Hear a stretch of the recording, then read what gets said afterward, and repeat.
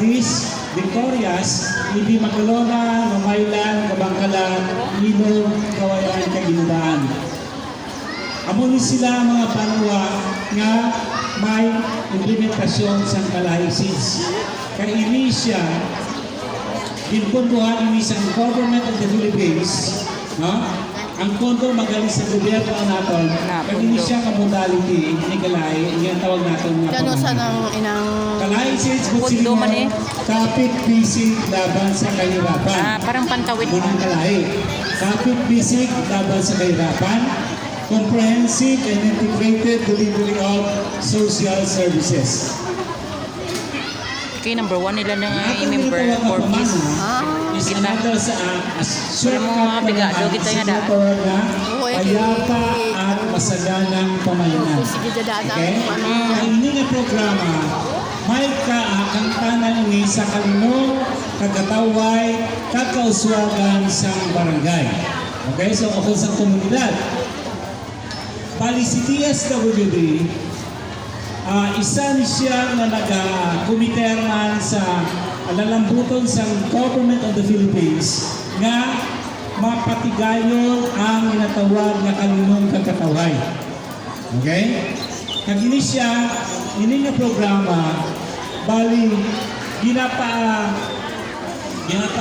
sa pagpaabot sa mga basic services yung kinanglanon sa pumululo. Okay? Karon, pag-abot sa kay DSWD, since nga ara may tatlo siya ka special program si DSWD, no? Kaya nga tawag nga 4Ps.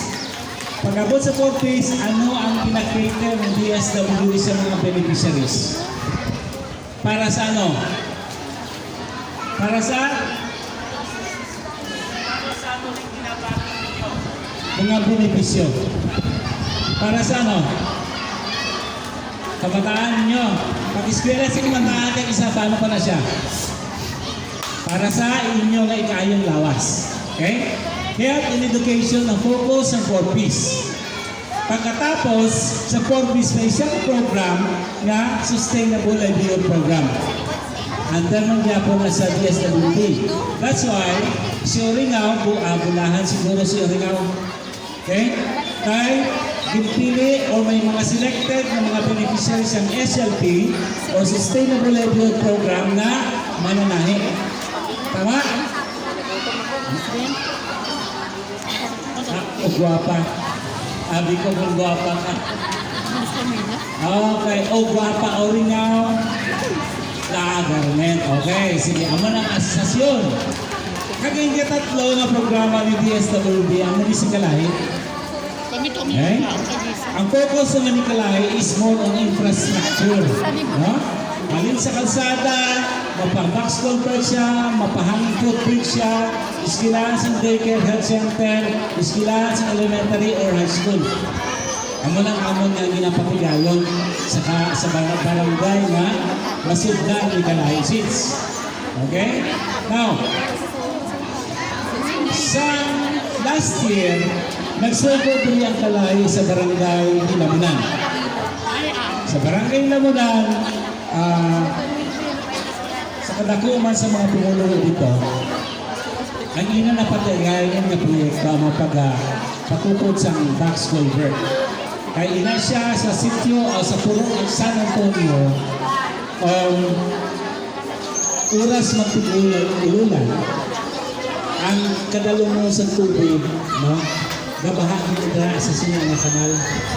So, kung nagklase, o yung mga nanay, mga pagkawin beneficiaries na, kada mga FPS panahon sa tagulan, hindi makatabot kay alang-alang sa sitwasyon. Nagsugod ang ilang project sa November, natapos lang sa December, ang Dax Culvert. Kagado, gibuligan sa Pumuluyo, kagasang atong mga engineer, sa Kalahi, engineer man sa City Hall, sa engineering office. So, gibuligan, hasta naman napatigayin kaya napatapos ang project ng Dax Culvert sa Lamunan, December. Okay? Last year, ato pa kami abi sa Escalante kay 13 ng ito kabarangay nga mga sidlan. Now, paano ni siya nakasunod sa ikaduha nga tuig sa barangay, sa Kabangkalan? Okay?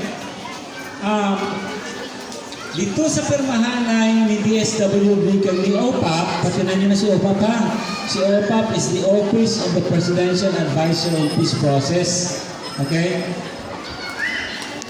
Na-identify nga sudlan si Kabangkalan. Last year, isa lang ka barangay, subong nga tuig, gintugangan sa 12 ka barangay. Okay? So, sa 32 ka barangay, sa 13 ka barangay nga lang, in-recommend ni OPAP sa DSWD, isa si Barangay Orungaw ang nakapangalan dito. Naging hatag sa amon. Wala salamat.